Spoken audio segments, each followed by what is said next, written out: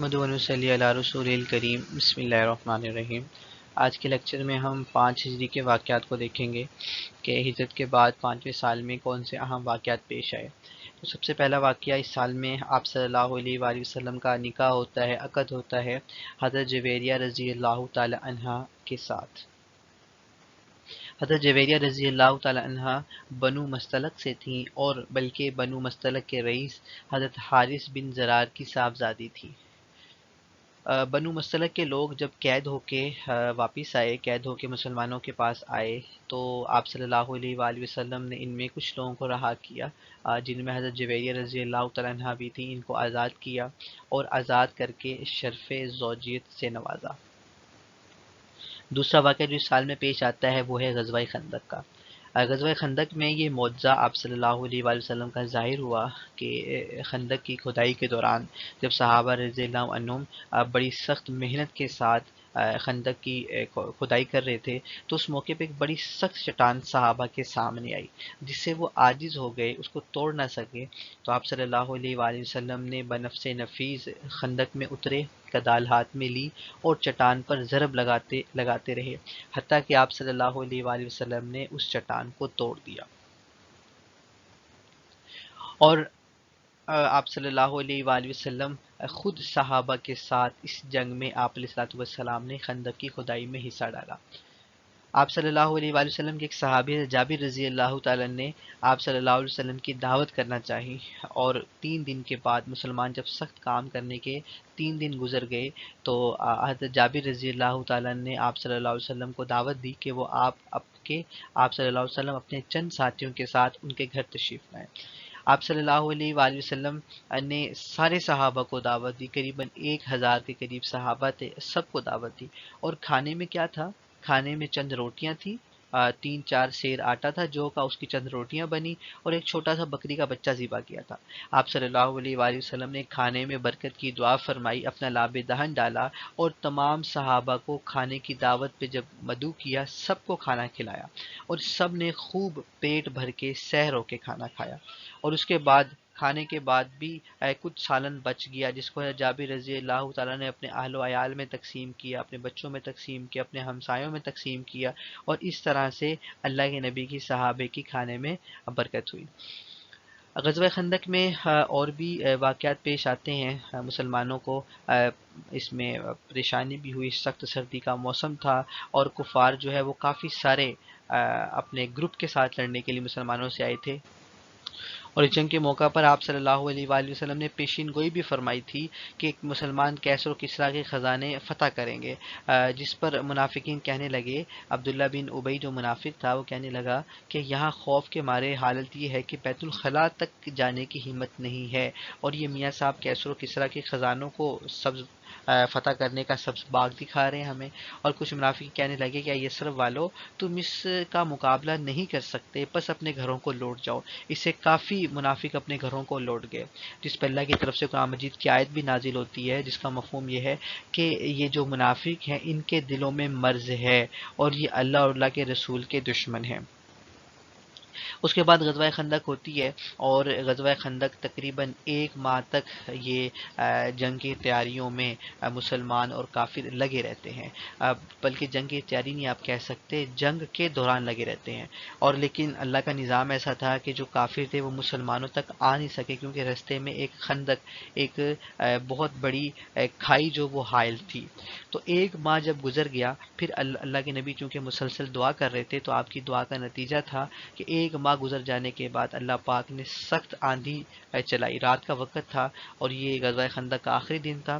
اللہ کی طرف سے ایک سخت تیز آندھی چلی، جس نے کفار کے خیمے اکھیڑ دیے، ان کی چولہوں سے ہانڈیاں گر گئیں، اور مزید اللہ کی طرف سے فرشتوں کے لشکر بھیجے گئے، اور جو نعرہ تکبیر کے بلند آواز سے نعرے لگا رہے تھے، تو کافروں کے اوثان خطا ہو گئے، اور اللہ پاک نے مسلمانوں کو فتح نصیب فرمائے، جس کا قرآن مجید میں بھی ذکر ہے۔ پھر ہم نے ان پر ایک آندھی بھیجی، اور ایک ایسی فوج جو ان کو دکھائی نہیں دیتی تھی۔ اللہ پاک نے مسلمانوں کی مدد کی۔ اس کے بعد اسی سال میں بنو قریظہ کا واقعہ پیش آیا۔ بنو قریظہ یہ بھی ایک یہودیوں کا قبیلہ تھا، ان کے ساتھ بھی مسلمانوں کی ایک جو ہے غزوہ ہوتا ہے۔ اس غزوے میں جو ایک اہم واقعہ ہے وہ یہ ہے کہ جب مسلمانوں نے بنو قریظہ والوں کو گھیر لیا، قلعے میں بند کر لیا، اور ان کو محسوس ہوا کہ اب ہم مسلمانوں کے ہاتھ سے نہیں بچ سکتے، اس لاچاری کے عالم میں انہوں نے آپ صلی اللہ علیہ وآلہ وسلم سے درخواست کی کہ وہ ابو لبابہ رضی اللہ تعالیٰ عنہ کو ان کے پاس بھیجیں، وہ ان سے کچھ بات کریں گے، کوئی معاہدہ کریں گے، اور اس کے بعد آپ صلی اللہ علیہ وآلہ وسلم کے ساتھ ان کا ایک معاہدہ ہو جائے گا۔ تو آپ صلی اللہ علیہ وآلہ وسلم نے ان کی درخواست کو قبول کیا اور ابو لبابہ رضی اللہ تعالیٰ عنہ کو ان کے پاس بھیج دیا۔ ان کی کچھ جان پہچان بھی تھی بنو قریظہ والوں کے ساتھ، تو جب ان کے پاس گئے تو انہوں نے ان کو دعوت دی کہ آپ محمد صلی اللہ علیہ وسلم کی بات کو مان لو، ان کے فیصلے کو قبول کر لو، جو وہ شرط آپ کے ساتھ رکھ رہے ہیں تو اس میں آپ کی بھلائی ہے۔ اب وہ کہنے لگے اگر ہم ان کی بات کو نہیں مانتے تو پھر ہمارے ساتھ کیا برتاؤ ہوگا؟ اب چونکہ اس کے جواب میں ان کو کوئی لفظ نہیں کہنا چاہیے تھا، اب انہوں نے کچھ کہا بھی نہیں، بلکہ انہوں نے ہاتھ سے اشارہ کیا گردن کی طرف، یعنی اشارے کا مقصد یہ تھا اگر تم نبی کی بات کو نہیں مانو گے تمہیں قتل کر دیں گے۔ اس پر اللہ تعالیٰ کی طرف سے ارشاد نازل ہوا کہ اے ایمان والو، نہ خیانت کرو اللہ تعالیٰ سے اور اس کے رسول سے، اور نہ خیانت کرو اپنی امانتوں سے۔ یعنی کہ ان صحابی کو حکم نہیں تھا کہ اگر وہ نبی کی بات نہیں مانے تو ہم انہیں قتل کریں گے، یہ حکم نہیں تھا، انہوں نے اپنی طرف سے اشارہ کر کے کہا کہ اگر تم بات نہیں مانو گے تو تمہیں قتل کریں گے۔ اس پر اللہ کی طرف سے حکم نازل ہوا۔ تو جب یہ ان کو حکم اللہ کے نبی نے سنایا، ان کو جب تنبیہ کی گئی تو یہ بہت سخت پریشان ہوئے اور اپنے آپ کو مسجد کے ستون سے باندھ لیا اور قسم کھائی کہ جب تک اللہ تعالیٰ کی طرف سے کوئی حکم نازل نہیں ہوتا میں اپنے آپ کو ستون سے نہیں چھڑاؤں گا، نہیں کھولوں گا۔ تو پھر اللہ کی طرف سے سورۃ توبہ کی آیت نمبر 102 نازل ہوتی ہے، جس کا ترجمہ یہ ہے اور کچھ لوگ ایسے ہیں جو اپنی خطا کو جنہوں نے قبول کر لیا، اپنی خطا کو جنہوں نے مان لیا، اور اللہ تعالیٰ نے انہیں معاف کر دیا۔ تو اس کے اوپر پھر جب یہ آیت نازل ہوئی تو آپ صلی اللہ علیہ وآلہ وسلم نے خود اپنے ہاتھ سے ان صحابی کو کھولا، اور جو وہ ستون سے بندھے ہوئے تھے، اور یہ ستون پھر انہی کے نام سے مشہور ہوا۔ اور اسی سال میں ایک واقعہ جو اور پیش آتا ہے وہ عائشہ رضی اللہ تعالیٰ عنہ کے ہار کے گم ہونے کا واقعہ ہے۔ اسی دوران میں عائشہ رضی اللہ تعالیٰ عنہ کا ایک ہار جو ہے وہ گم ہوتا ہے۔ اس کی کیا ڈیٹیل ہے وہ بھی آپ کے سامنے رکھی جائے گی۔ عائشہ رضی اللہ تعالیٰ عنہ پر ایک بہتان لگتا ہے، جس کی بہتان کی کافی لمبی ڈیٹیل ہے۔ مختصر یہ ہے کہ آپ رضی اللہ تعالیٰ عنہ کے اوپر ایک بہتان لگتا ہے، آپ کا ایک ہار گم ہوتا ہے۔ اس بہتان کی برات قرآن مجید میں نازل ہوتی ہے۔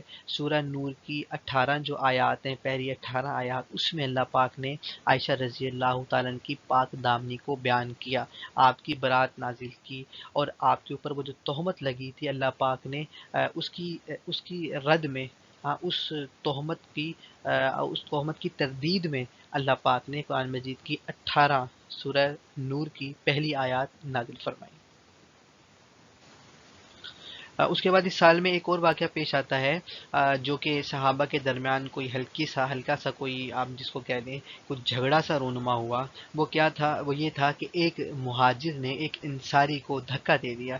مہاجر کا نام تھا جہجہ بن قیس، جو کہ غفاری قبیلے سے تھا، اور دوسرا جو انصاری تھا جس کو دھکا دیا گیا، جس کا نام تھا سنان بن فروا، یہ جوہنی قبیلے سے تھا۔ تو ایک مہاجر قبیلے والے نے انصار قبیلے کو دھکا دے دیا، بات کچھ بڑھ گئی، اور مہاجرین اپنے ساتھی کو بچانے کے لیے آواز لگا رہے تھے اور انصار اپنے ساتھ والے کو بچانے کے لیے آواز لگا رہے تھے۔ تو جب آپ صلی اللہ علیہ وآلہ وسلم کو یہ آواز سنی تو آپ نے فرمایا یہ جاہلیت کے دعوے کیسے ہیں، چھوڑو گندی اور بدبودار بات کو۔